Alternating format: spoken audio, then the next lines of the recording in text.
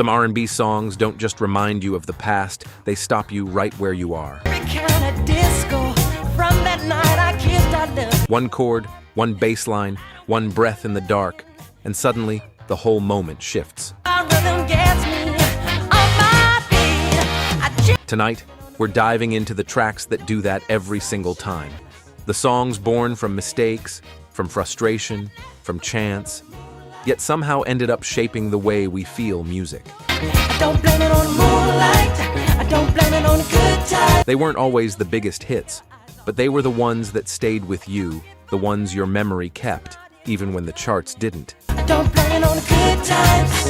Blame it on the boogie. And when we get to number one, you'll know exactly why. That first note will hit, and everything in you will say, "Oh, I remember this." Don't blame it on the sunshine. Don't blame it on the moonlight. 1976. The guitar doesn't open this record so much as ignited a sharp, taunting strike that dares the room to stay still. Rock band sliding into black funk with such conviction it broke radio open. That's why today, decades later, the first bass hit still pulls your body forward before your brain knows what's happening. 1976. And then the strings sweep in, cascading with that perfect mix of innocence and suggestion. Andrea True's voice doesn't soar. It slides, breathy and insistent, turning three simple words into a promise meant. Tape delays stretch her breath into velvet. Minimalist production gives her space to lean into tension, without ever having to break it. It's the kind of track that feels like overhearing someone's desire through a cracked door. Light on complexity, heavy on intention. Horns and strings don't crowd the mix, they bloom and vanish like the pulse of a strobe light, each swell hitting with calibrated pleasure. Recorded it under duress, trapped by political upheaval, unable to move her earnings across borders. Number 2, like someone taking a seat beside you and warm, deliberate strokes that feel almost like the opening of a love letter. Then Barbara Lewis steps in, not with power, but with presence, a gentle, intimate tone that seems meant for one set of ears, not a crowded room. I know it's all. The groove's comfortable about how honest it feels, like overhearing a private moment you weren't meant to witness. The arrangement complements that vulnerability perfectly. The guitars add edge, foreshadowing the direction soul music would take, while the rhythm section tightens its grip the harder she pleads. The song doesn't explode outward, it collapses inward, pulling you with it. And decades later, when Odessa sampled her vocal, a new generation understood instantly. This is a voice that does not ask for your attention, it demands it. Number 8, Mr. Big Stuff, Gene Knight, 1971. The big stuff. Who do you think? The first drum hits don't just set the tempo, they throw down a gauntlet. Then comes the bass line, swaggering and unbothered, stepping out with the confidence of someone who knows the whole room is watching.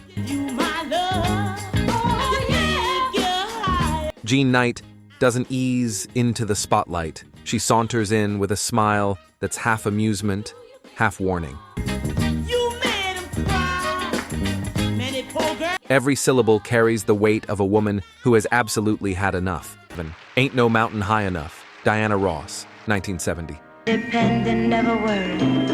No. This version doesn't open with a melody, it opens with a whisper.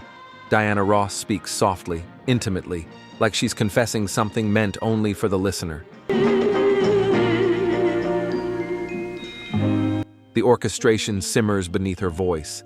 Strings quietly gathering like emotion, building behind the eyes. Just call my name. Then piece by piece, the arrangement expands. Choir, percussion, brass, each one stepping onto the stage until the entire track swells into a full symphonic declaration. It's not a song that rushes toward its climax. It ascends toward it. Every spoken line is a step upward. Every string swell tightens the tension. When the chorus finally arrives nearly 4 minutes in, it erupts like light, breaking through cloud cover earned, explosive, overwhelming. Ross doesn't sing the refrain. She releases it, turning a familiar lyric into a personal triumph. This was more than her first solo #1. It was proof. Proof she could stand alone after the Supremes. Proof her voice could carry 6 minutes of orchestral drama. I know. Proof that audiences were ready for something bigger than a pop single. You're so close. All the lips that used to touch yours. And when radio DJs embraced the full-length version against Berry Gordy's wishes, it signaled something even deeper. If you should ever miss the arms that used to hold you. This wasn't just a record. It was a moment listeners wanted to experience in its entirety. Number 6, Chain Reaction, Carolyn Franklin, 1970. And the whole arrangement feels it feels like testimony. Built from it sets the tone strings sweeping wide like a curtain rising on a stage. Bass lines bouncing with joyful restraint, drums settling into a pocket so... This is the sound of confidence before a single lyric lands.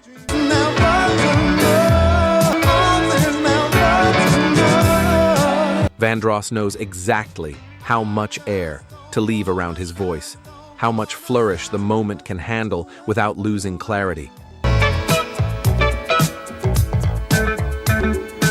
His delivery walks the line between romantic urgency and polished ease, making devotion sound both thrilling and refined. This wasn't a tentative debut, it was a coronation, a declaration that adult contemporary R&B wasn't soft. It was sophisticated, intentional, and emotionally grounded. Never too much feels like driving with the windows down on the perfect day, like the moment a date shifts from good to unforgettable. It's joy rendered in sound. Number 3, Be My Girl, The Dramatics, 1976. You know, sometimes you make me wanna. The track opens mid-emotion, like stumbling into a conversation already heated. Oh, that you're the right girl. The groove is immediate, warm, steady, insistent, a heartbeat you can dance to. Convert me and let me know. Then the vocals arrive, thick with longing, pleading in a way that feels both vulnerable and rhythmic. Such a shame to let someone else. The Dramatics never shied away from drama, but here it's distilled into something raw and strangely elegant. I offer you, it would be. Their lead vocalist sounds like a man negotiating with his own heart as much as he is with another person. You stop this mistreating me. Oh. Every line carries tension between hope and fear, desire and restraint. You're being bad. Won't you? Meanwhile, the arrangement keeps pushing forward, the horns punctuating each emotional shift, the guitar weaving small sparks of melody around the wider groove. Baby. It's the kind of record that fueled basement parties and late-night living rooms. Great.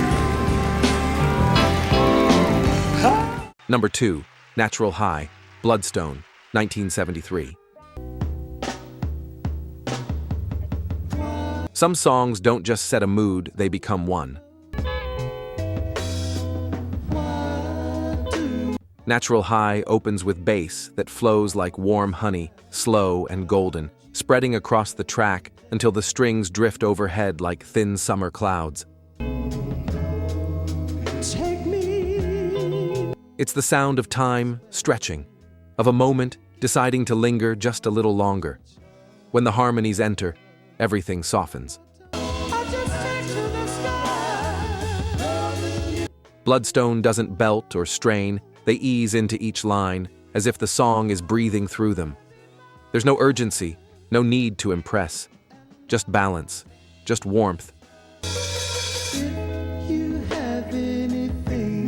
Just a feeling so smooth it almost feels suspended in air. What makes the record timeless is its restraint. It never explodes, never demands attention, it rewards it. It's a song people put on during afternoons when life felt softer, or nights when everything aligned just right. It became shorthand for ease, for romance without tension, for the kind of joy you don't have to chase because it settles gently over you. A reminder that not every high needs to be loud to be unforgettable.